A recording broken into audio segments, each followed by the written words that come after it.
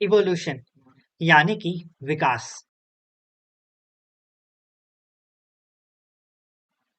जीवों में परिवर्तन की प्रक्रिया क्यों अधिक से अधिक जटिल रूप के लिए जिसे होने में काफी वक्त लगा। दूसरे शब्दों में कहे तो डिसेंट विथ मॉडिफिकेशन यानी संशोधन के साथ अवतरण। करीब 25-30 मिलियन वर्ष पहले प्रारंभिक मानव पेड़ों से उतरने लगे और जमीन पर रहने वाले बन गए। वे दो दिशाओं में विकसित हुए, एप्स एंड मैन, जो ज्यादा समय पेड़ों पर बिताया करते और कुछ देर के लिए ही जमीन पर आते, वे एप्स में इवॉल्व हुए।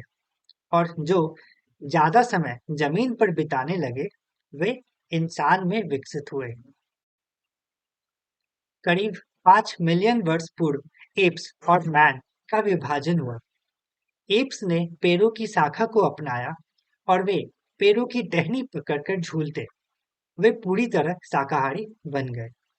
उनकी भुजाएं पैरों से लंबी हो गई और पेड़ों की शाखा को पकड़ने के लिए अनुकूलित किया गया।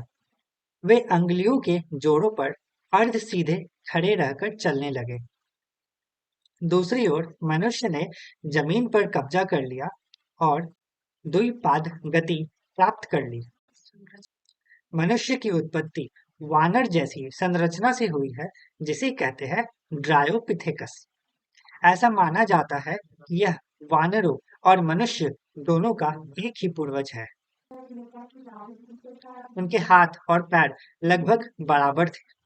वे ज्यादातर पेड़ों पर रहते थे, यानी कि आर्बोरियल, जो अपना अधिकांश समय पेड़ों पर बिताया करते।